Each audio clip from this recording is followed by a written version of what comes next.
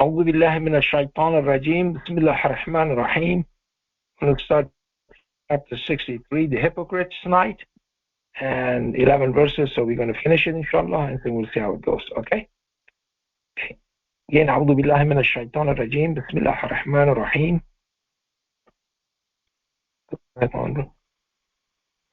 Please. Bismillah ar-Rahman ar-Rahim. When the hypocrites come to you, they insist upon saying, "We bear witness that you are indeed the messenger of God, and God knows that you are indeed his messenger, and God bears witness that the hypocrites are surely liars." They take their oaths as a mask. They thus repel from the path of God. Evil indeed is what they do. This is because they believed. Then they disbelieved. Therefore, their hearts were sealed. Consequently, they cannot understand. And when you see them, you may be impressed by their looks. And when they talk, they may make a lot of sense. They think every call is meant for them. They are enemies. You shall therefore avoid them. God has condemned them. They have totally deviated. And when they are told, "Come, let God's messenger ask forgiveness on your behalf," they turn their heads and you see them repel others and behave arrogantly. It is the same for them whether you ask forgiveness on their behalf or not. God will never forgive them. Surely God does not guide the wicked people. They are the ones who say, "Do not spend anything on those who are standing by God's messenger until they disperse." However, to God belongs the treasures of vacua and matter, but the hypocrites do not understand. They say, "If we return to Medina, surely the mighty therein will definitely expel the despondent." However, they do not realize that all dignity belongs to God and his messenger, and to the faithful. This is because the hypocrites never learn. O you faithful, do not let your money and your children divert you from commemorating God, and those who do so, then they are the real losers. And you shall spend from what we have provided for you before death comes to any of you.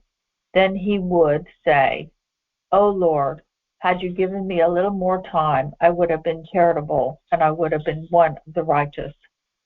But God will never extend the interim for any soul, and God is fully cognizant of everything you do.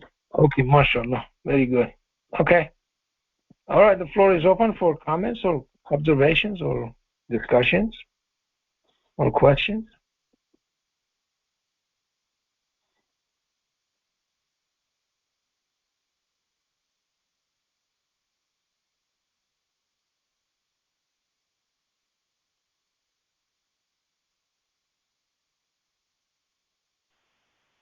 Salam, Dr. Fazely. Walaikum assalam, Shakara. Yes, go ahead, please. You know, the very first verse, it talks about when the hypocrites come to you, they insist upon saying, "We bear witness that you are indeed the messenger of God." Yep. Basically, what is all wrong with they say, because they did not really witness, because for witness you should have God and yourself and the messenger, and then God is telling that. God is just informing us that he's the messenger of God. So just putting this word, Ashhadu an la ilaha illallah, Muhammadur Rasulullah, is actually completely a lie. Yep. Yep. It is so simple to understand. It is so simple. And yet they don't understand it. Well, I mean, we have that. I mean, 99.9% of the people who call themselves Muslims are this group of people. They insist upon doing this. Okay? And look what God is saying. Yeah. Okay? It's amazing, but this is what we see today. That's what the situation is. As I said, 665 says, I make you different groups and have you taste each other's tyranny, and that's exactly what's happening. Okay, this is exactly the reality of the situation. When you do this, when you bring up a partner for God, okay, this is what's going to happen to you. And you insist upon that. I mean, you look at, I put this thing in here, and when the hypocrites come to you, they insist upon saying, okay? We said it too, okay? But when they told us this is the wrong thing to do, we dropped it, okay? But here it says, and the Arabic word, innaka la rasulullah. Inna means indeed. And then you, singular. Exactly. La rasulullah. La again means indeed. So they insist upon doing this. So that's the correct translation, correct understanding. Okay? They will not let it go. And that's what they're exactly doing, and that's why they are suffering like they're suffering. Okay? This is not a good thing. Yeah, and as soon as you add the name of a messenger, you basically give him value and make yourself racist. You become racist because now you are now that Jesus makes them racist, and then Moses and everything, they all become racist. They don't understand that. They don't understand that there's only two kinds of people in this world: disbelievers and believers. That's it. It has nothing to do with those dead people, the prophets who came and went. It's just so amazing how God says that they are going to choose, and you will have nothing to do with it. See, we can have nothing to do with it, no matter who that person is. Yep. Very good. I'm sorry, who is talking in the background?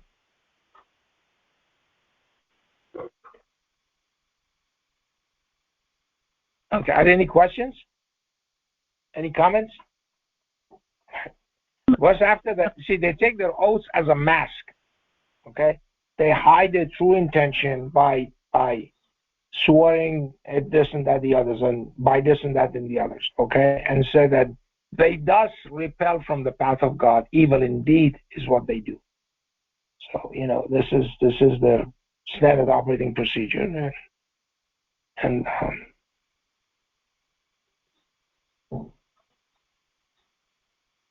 yeah. Assalamualaikum, Ms. Parvez. Walaikum salam, Parvez. Yes. Yes, once you disbelieve in the proof, you do become a hypocrite, right? Exactly.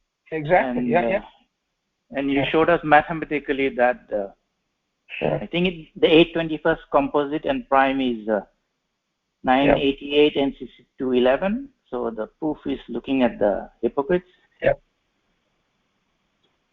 So it is a very serious thing over here that they're ignoring the proofs of the Quran. Yeah, exactly. Yeah. But what I was saying today, that this is not these things, the idea of the Code of Hammurabi, which really goes back to the time of Abraham. Okay? And so they had basically the scrolls of Abraham. That's what God says in the Quran, chapter 87. Okay? The scrolls of Abraham and Moses. So those scrolls, they had it. The Code of Hammurabi specifically says that an eye for an eye. Okay? And then you go back to the Torah, and then God narrates from the Torah to us, and in the Torah it says exactly the same thing. It says an eye for an eye. Okay? And then there are Jewish laws also.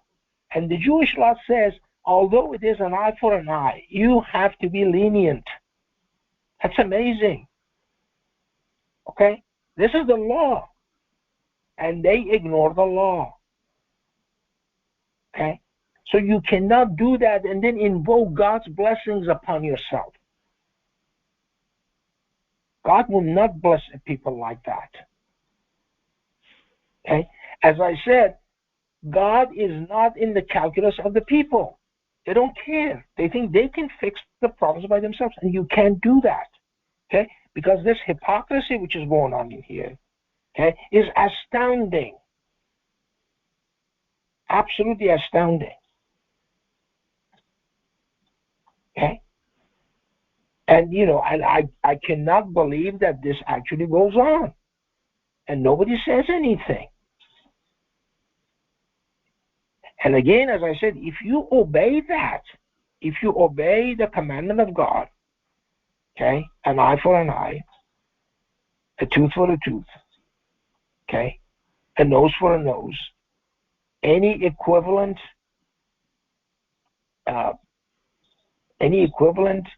retribution or punishment for an equivalent injury. That's how you do it. That's what God says. Then he goes further. He says, if the leniency is there and forgiveness and pardon is there, that is better for you. And he's going to redeem your own wrongdoings. Can you imagine that? He says, look, you were not right either. That's what he's telling them. Okay? So this happened to you because of this, because of the wrongs that you did. So if you pardon and forgive, then it is going to wipe out those wrong things that you did yourself. Otherwise, you're going to be responsible for them. Okay? That's amazing. That's absolutely amazing. And as I said, these are there.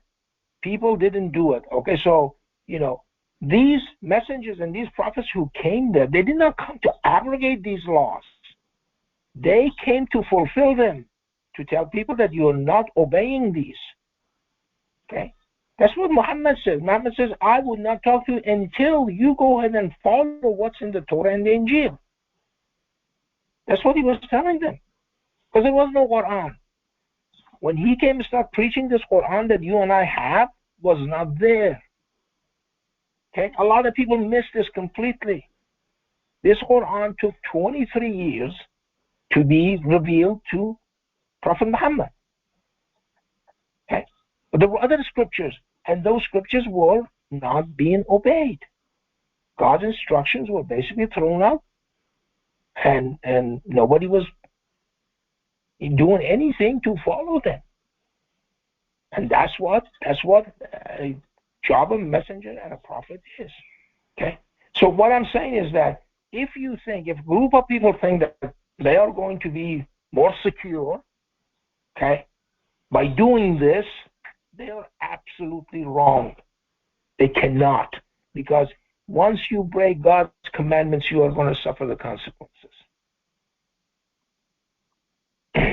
I'm sorry, you were going to say something? No, basically, Satan has caused us to forget that yes, God is a forgiving God, and we are the transgressors.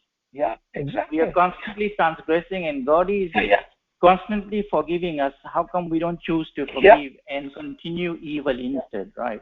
Yep. So the message of the Quran is forgiveness, because God is all about forgiveness, right? But we don't want that. We just want Satan has confused the people with, insanity has struck us. We keep on battling, and hatred is just propagating hatred, and that's falsehood. Yep. It's not going to do anything good, and that is why you're telling us that if we don't stick to the commandments, we're going to fail, and that's what's happening. We're going to fail, exactly. Okay? When he said an eye for an eye, he meant an eye for an eye. He didn't mean 15 eye for one eye. And then brag about it. Okay, that's exactly what the armies do. Oh, we killed so many of them, and we just lost, 3 or 4 people. Okay? This is a bragging right for these armies. Armies were not supposed to do that. Armies were not even supposed to enter homes that do not belong to them. That's what God says. Do not enter homes that does not belong to you, that do not belong to you. He says that very clearly. It doesn't mean that if you're a soldier, you can barge in. Okay? You don't go in there until it says that you ask permission, and then you greet those people with the utterance of peace. You cannot just barge in. God is peace. This is amazing. As I said, God keeps forgiving these things. Gives them another chance, and another chance, and another chance. And People just keep failing over and over and over again. And that's why we have all these problems that we have in this world. Okay? There's no end to this nonsense. There's no end. Unless we correct ourselves. Yep. I mean, each one is proclaiming their own God, and that is the result of the idol worship, right? Exactly. And setting up the prophets and the messengers as partners for God. That's what they are doing. Okay? Yep. There's no hope for humanity, it seems, because of what we believe in. I mean, what we practice. Everybody says God, but that partnership is destroying everything. Yeah, exactly. Yep. But this surah is full of warnings mathematically and by word itself, right? It is a very powerful surah. I mean, it is giving a new concept of what hypocrites. I mean, I can be hypocrite anytime, because the fact is that just being a believer does not mean you are really a believer. You can be a hypocrite anytime, because it's so. I mean, it's like walking on thin ice. Yep. We have to be very careful. I mean, we need to think that we're always walking on thin ice and to tread carefully and and remember God and be humble in life. Otherwise, we're going to break the ice and sink in. Thank you, sir. Thank you.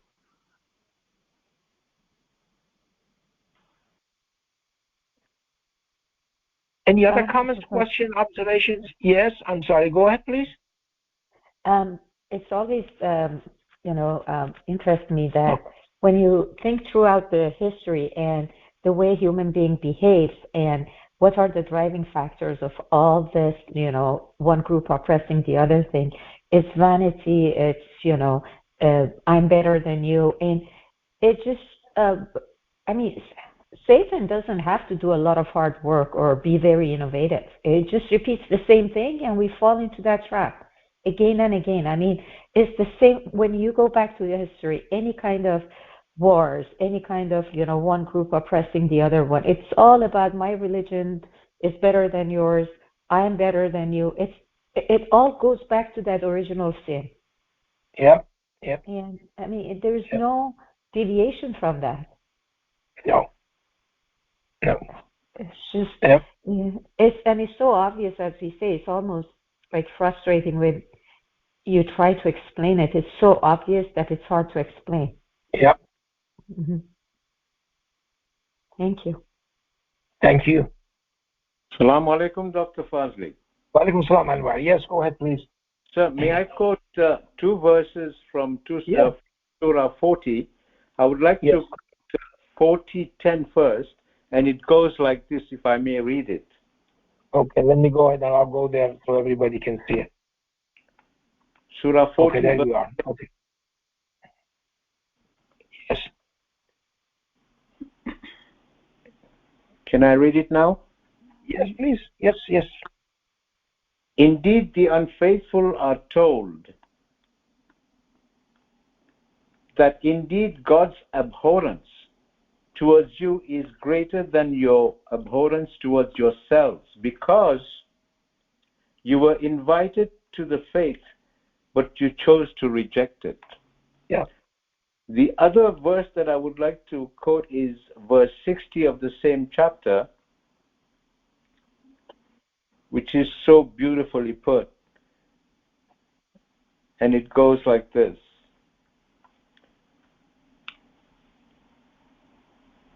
And your Lord said, call upon me, I will respond to you. Indeed, those who are too arrogant to worship me will enter Gehenna forcibly. Yeah. I mean, how clear is this? How simply put in a language? I mean, and yet what we've just discussed since the beginning of this Quran study is all about mankind, is all about the opposition to God's system, the opposition to the Creator, and so on and so forth, repeatedly. Yep. And there's no end to it, sir. Unfortunately, the world is turning around like that. We see them on the news every single day. Yep. And it's a great lesson for all of us too. And may God make us more steadfast and and protect us all, inshallah. Yeah. I mean, we're talking about number of deaths in a war or something. How many people died and how many children and this and the others. Talk about it, and we obviously all of us we feel bad about it. Okay, that this happens. But then again, I mean, I said that if you look at United Nations statistics, okay, there are reported from the police departments all over the world, okay, the number of murder ones is over 500,000 a year. Wow. These are murder ones, okay? These are not manslaughter and things like that, okay? These are people who meant to kill somebody. Is 500. That means that every year a city the size of Atlanta, Georgia, is actually wiped out of the map of the world. Can you imagine that? And then we think that we are going to get some kind of blessing from God by doing this. Unbelievable. It's amazing, okay? It's absolutely amazing. Very true. Okay, I mean, this is we are basically digging our own, tunnel to hell as a human community. Yeah, for sure. Yeah. Thank you so much, sir. Thank you.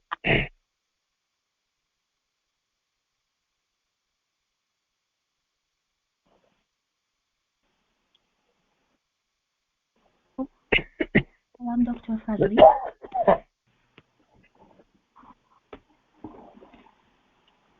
Yes, go ahead. I'm sorry. Go ahead, please. Can you hear Michael? Yes, go ahead.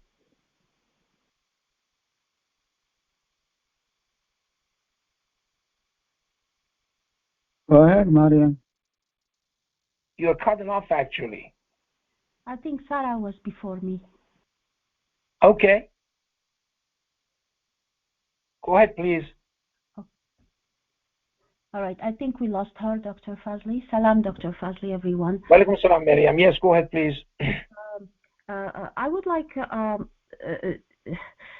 the verse 7 that we just read. Yes. So they sorry, not 7, but 8. Sorry. They say if we return to Medina, surely Yes. the mighty therein will definitely expel the despondent. However, they do not realize that all dignity belongs to God. Actually, this expression walillah al-izzatu is actually repeated several times in the Quran. Yes. And yes. And personally, at the core of all these conflicts and stuff, it's always about dignity, and people often confuse it with pride and ego. And but God really warns us about this, that it's not us who set our dignity. It's God who actually assign us based on what we do, what we say, and how much we fear Him in following and respecting His system. We get that dignity, which means to keep us in a better, higher situation. And I wanted just to so I did like a quick search about what really God means by all the dignity belongs to Him, and actually I was quite surprised by the verse in chapter 35, verse 10. He tells us that whoever seeks dignity shall realize that all dignity belongs to God.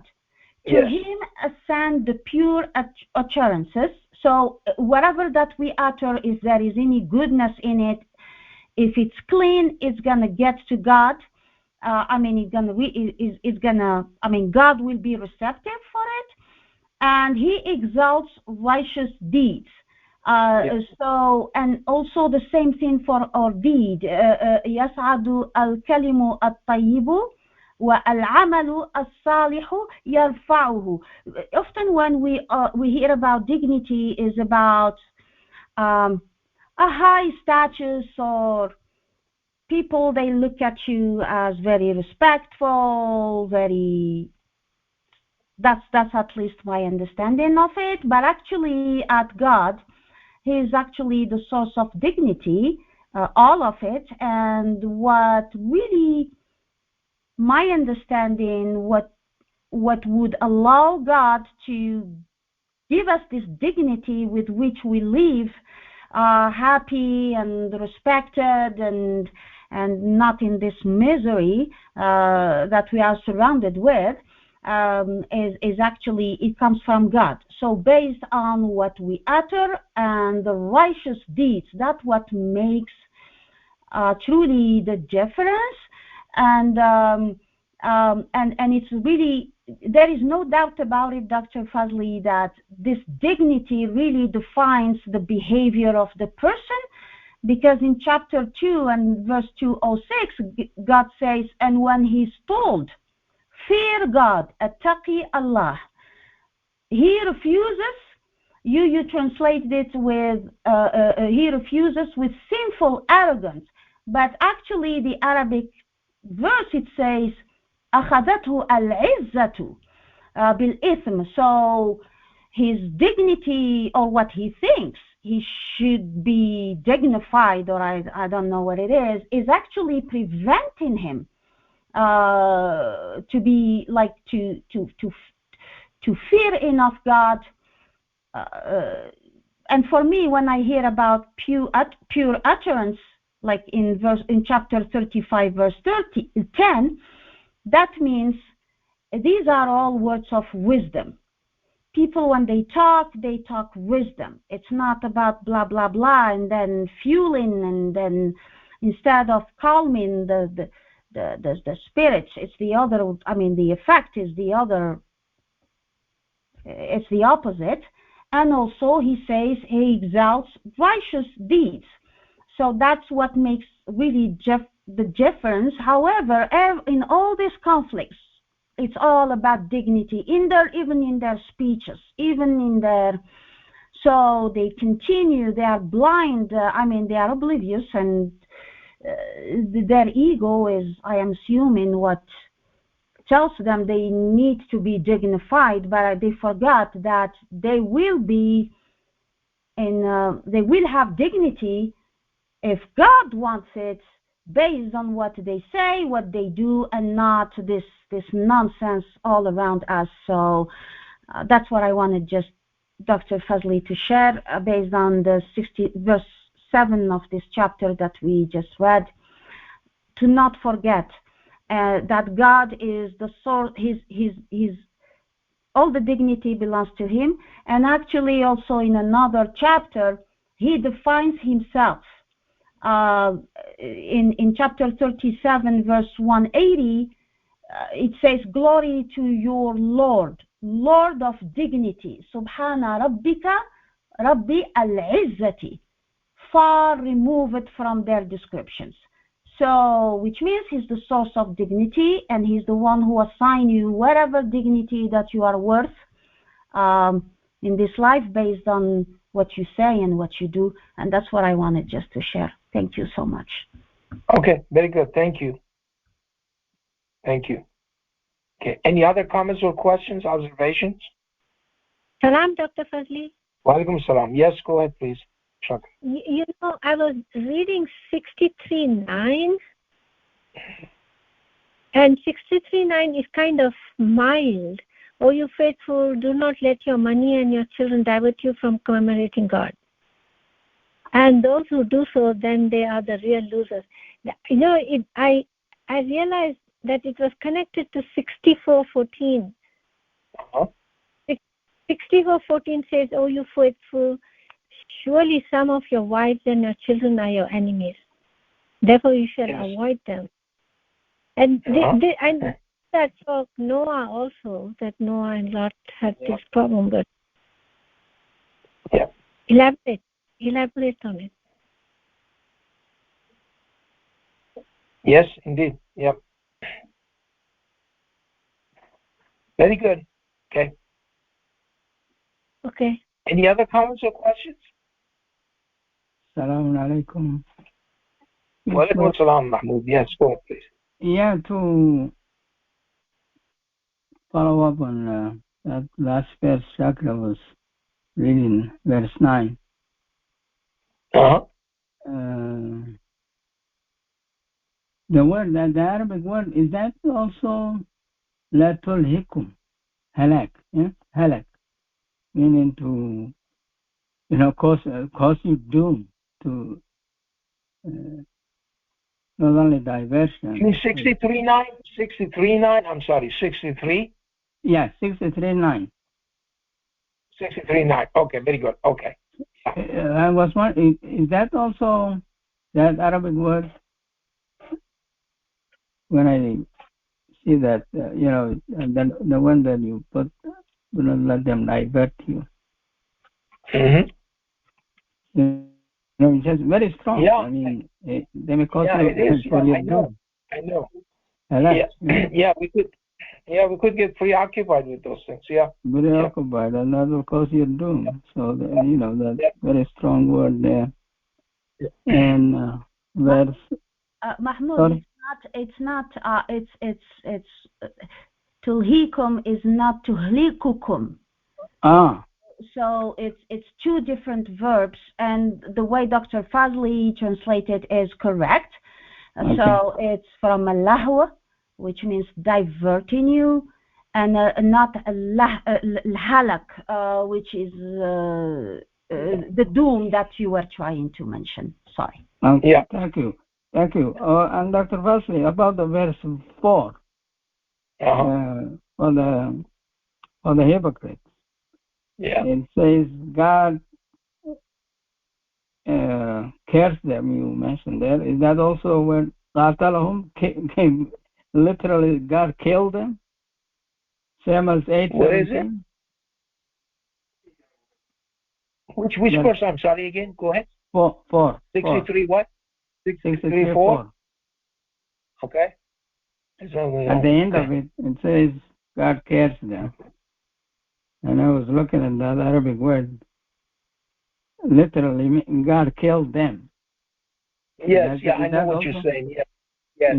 Yeah, condemn is, it's the word qatala means you condemn them, and no, I was looking at the 8:17. Remember? It says, it's not you who killed them? Yeah, I know. 8:17 says that, yes. Yeah. And then I was looking at the other verse, and it says, take, accept from the messenger when he's calling you what gives you life.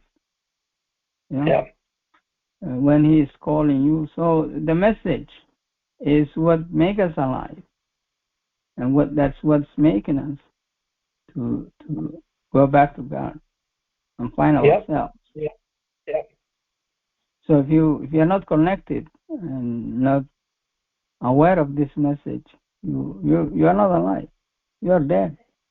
Well, we are not here. I mean, look, this we are here because of God. I mean, people do not realize this. This is not in their calculus, as I was saying today. Okay, God is nowhere to be seen. Yeah. Okay, and that is amazing. We are here because of God. Okay, and that is amazing. That, as I said, He gives us so many chances, and people just do not do the right thing. Okay. You for example, you're driving, okay? Now let's see, God says here, the believers, okay? And here it says, let me just see here. Oh, you faithful, okay?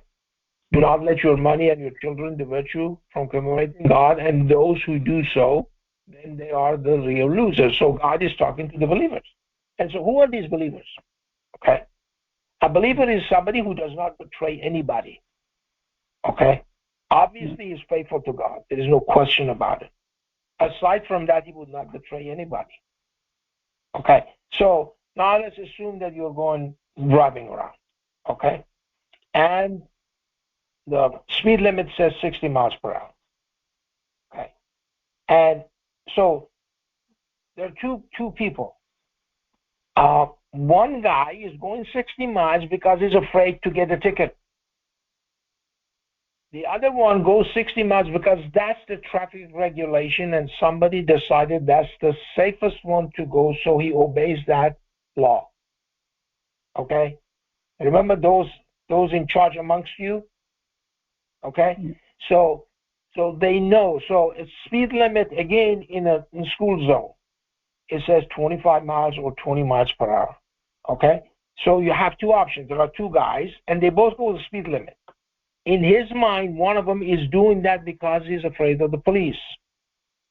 The other guy is going because that's the right thing to do. Okay? And God knows that. Okay? So that's why I'm so much against this idea of intercession. Because to some witness who was looking at these two, both of them, they did this. But on the day of judgment, that's not the case.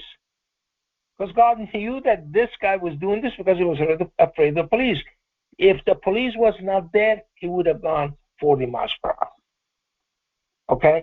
That is the problem. So just because somebody does that, we don't have enough information. God does. Okay, so we cannot judge it. But the point is that that's what the faithful person is. The faithful person is somebody who is doing something because it's the right thing to do. It's not because he's going to get a medal, okay, as Miriam was talking about Izzah, okay, which means dignity or something, okay, not because he wants to be respected in the community or something like that. He doesn't want money, he doesn't want medals, okay. He does that because that's the right thing to do, and God knows that. And that person has the true dignity. Okay? Remember, whoever God insults, nobody will respect. Okay? Yeah. So the disbelievers have no respect. Okay? And then, if you are a believer, what would you do? You know what a humble pie is? You know what soul food is? This was kind of food that the people who were commoners and lower class of the society ate. Because the nobles would not eat these things. Okay? So they didn't want to respect other people. They were lesser of human beings. They were an underclass. Okay? A believer doesn't do that. God says you give him the same food that you are eating. Okay? You don't give him your old clothes. Okay?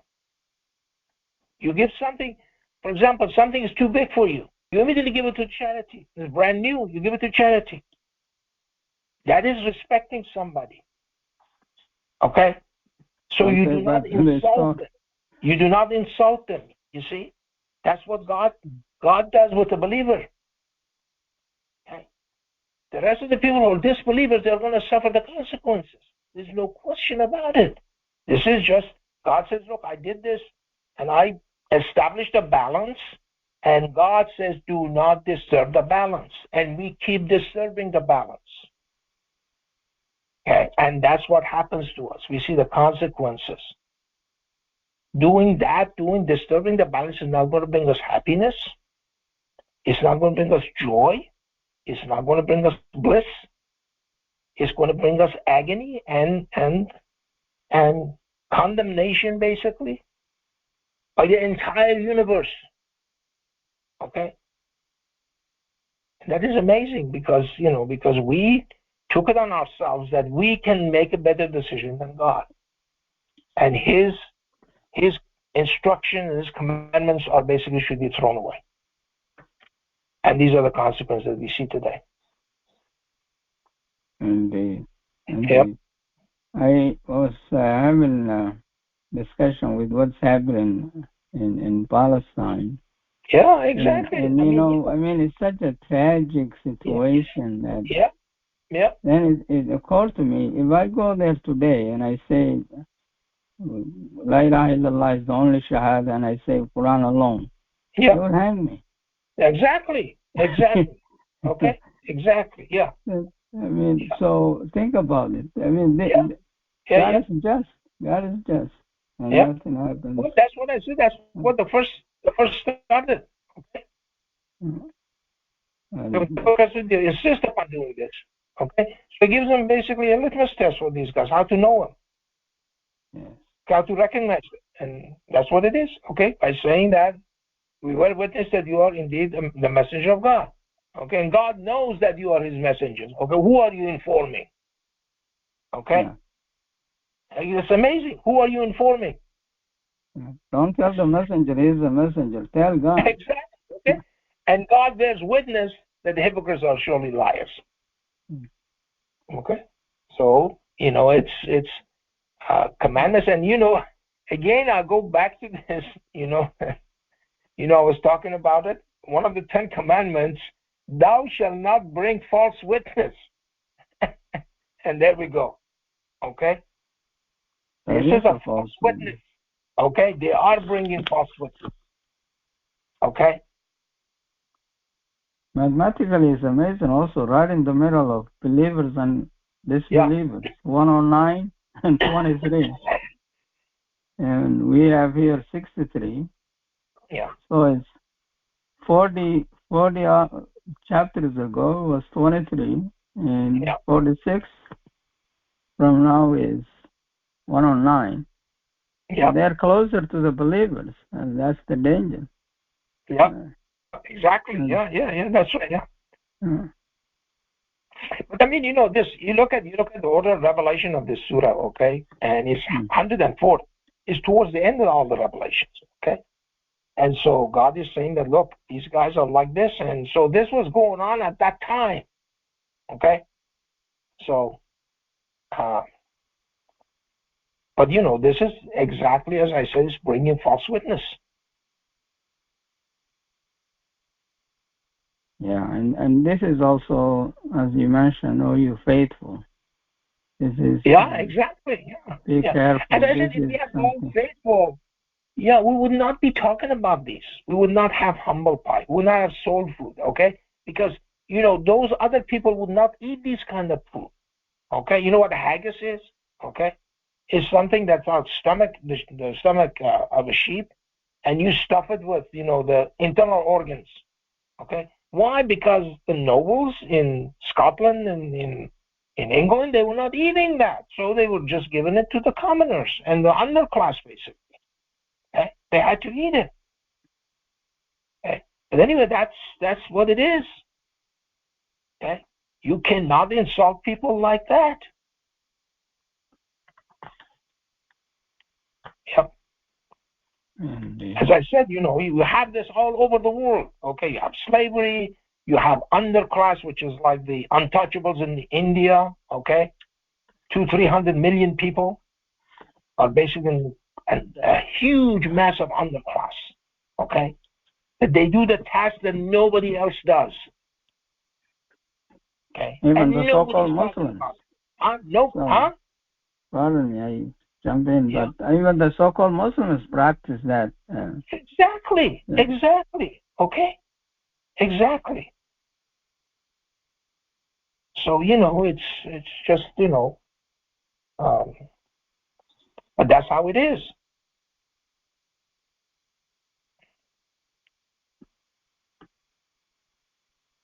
God is just. Yeah, exactly. And God is, as I said, with all of the stuff that we do, He again gives you another chance. Okay, here, let's go today. Okay, and see how you do. Okay, and then it gets to this point here that that we just read.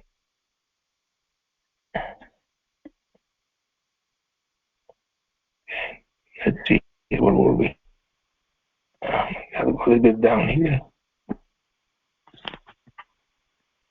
Okay, not this one.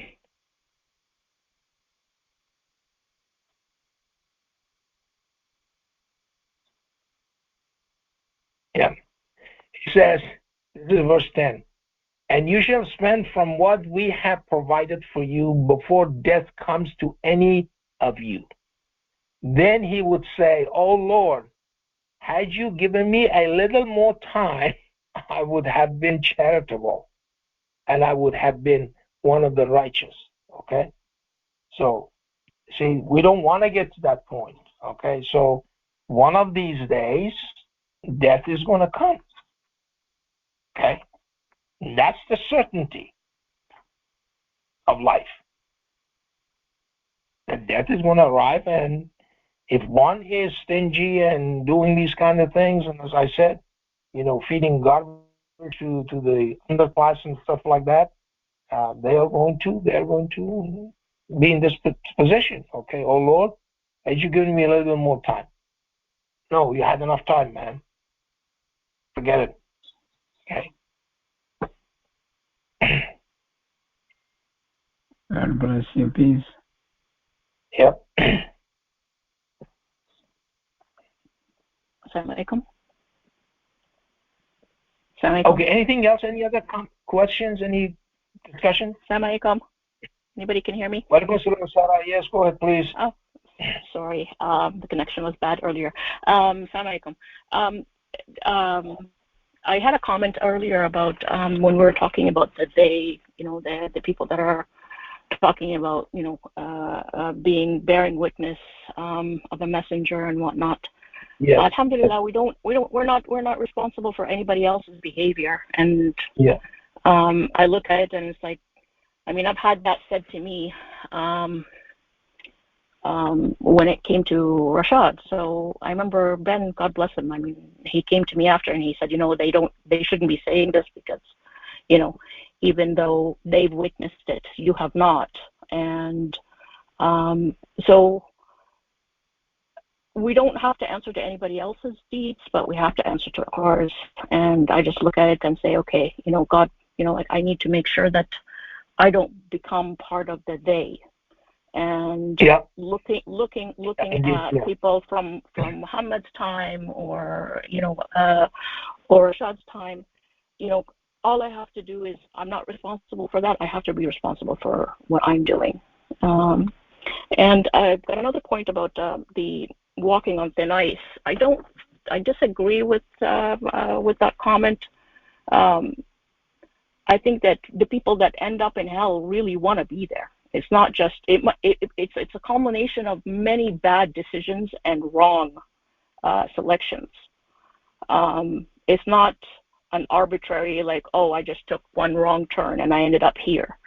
God is merciful and He gives us so many different chances that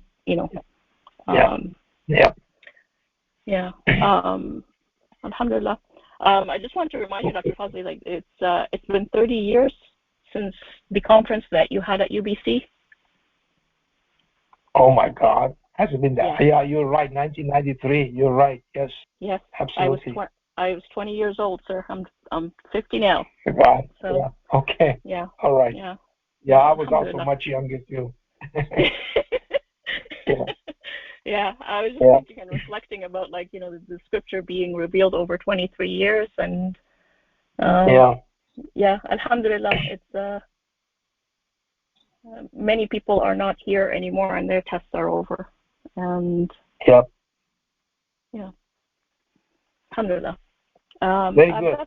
I've got one more comment, Dr. Fazly. I was looking up at I had heard that the Jews have got a verse or a saying that they basically that if you are to spare a life, it's the same as sparing all of humanity. And I was able to find it yesterday, and it was saying that it's not in the Torah, it's in the Talmud. And I've got the reference to it, and then I was trying to pull up the one that the equivalent of it in the Quran. And if you can pull that up, it's chapter 532. Yes. Yeah.